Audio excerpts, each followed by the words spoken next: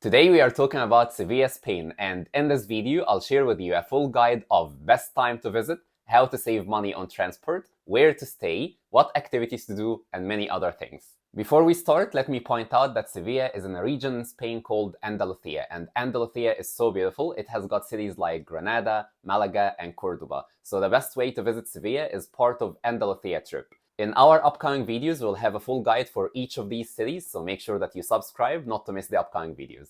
Number 1. Best time to visit and when not to. Let's start by saying that summer is the worst time to visit Sevilla. Temperatures can reach 45 degrees Celsius. Me personally, last year, I went to the street only for 20 minutes and I got sunburned. So that can cause dizziness. It will not be the most enjoyable time for you. However, the best time to visit, number 1, is spring for sure. March, April, May, and beginning of June. This is the best time to visit Sevilla.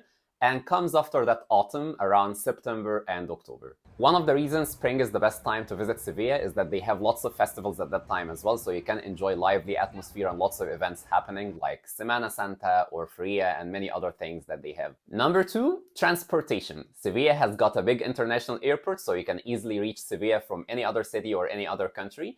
And it has also got a big train station called Santa Justa, and it's easily connected to the rest of the cities that we have in Spain. So whether you're coming by plane or train, it's completely fine. The train usually takes 2 hours to reach Madrid, 3 hours to reach Malaga, and 6 hours to reach Barcelona. When it comes to transportation inside of the city and how to save money on it, once you reach Sevilla, head to a shop called Tobacco and ask them for a card called Tarjeta de Transporte. This card can save you a lot of money. Instead of paying 1.4 euros for one ride, you will pay only 0.3. You just need to recharge it and then you can tap when you use any kind of transportation, except for metro. So it works on buses and trams, but it doesn't work on metro. You can always use Apple Pay for metro, and you can always use Apple Pay if it's more convenient for you as well on buses and trams. However, if you use Apple Pay, you will pay 1.4 euros instead of 0.3 when you use the card.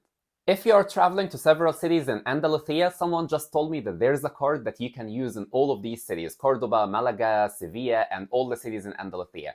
I am not quite sure about it because I never tried it before, but you can ask about it in that tobacco shop, the same one that you will get the Tarjeta de Transporte from. And if you find a card like that, that will be wonderful for sure. Number 3, areas and where to stay. Sevilla has got 4 main areas: Nervión, Triana, Centro, and Macarena.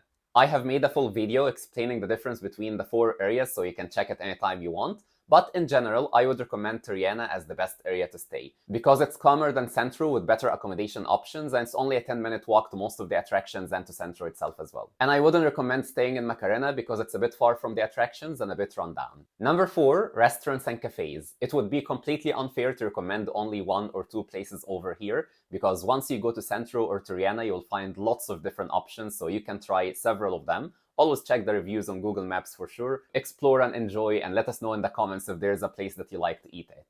Number 5, the last and most important one, places to visit. Let's list and rate the most interesting landmarks in Sevilla out of 5 stars. The first one is Torre del Oro, the famous tower between Centro and Triana. And it definitely looks magnificent from the outside and has got wonderful history, but there isn't much to see or do once you climb all the stairs up to see it from the inside. So I would just give it 2 stars. There are no tickets, but they ask you to donate an amount of money at the entrance, so basically you can pay whatever you want while entering. The second place is Avenida de la Constitución. I hope I'm saying it correctly. This is the most famous street in Sevilla because of the wonderful architecture of several buildings over there. And for sure, the massive cathedral, so it definitely gets 5 out of 5. And always take your time over there while visiting it, enjoy the view, and grab a snack at one of the many cafes that the street has. The third place is Centro, or the historic center of Sevilla. This is the heart of Sevilla and famous for the narrow streets, colorful buildings, and many cafes and restaurants. So for sure, it's a nice and interesting walk, starting from the Macarena wall all the way to the cathedral. But always keep in mind that it's the most crowded area in Sevilla, and I would just give it 3 out of 5. The fourth place to visit is Plaza de España. This wonderful structure doesn't require a ticket and available completely for free, and you won't believe it, but they also have immigration offices and some other governmental offices inside. So it's not only a touristic place, but that's where foreigners go and apply for residence cards as well. It represents all the regions in Spain and the unique Spanish architecture, so it gets 4 out of 5.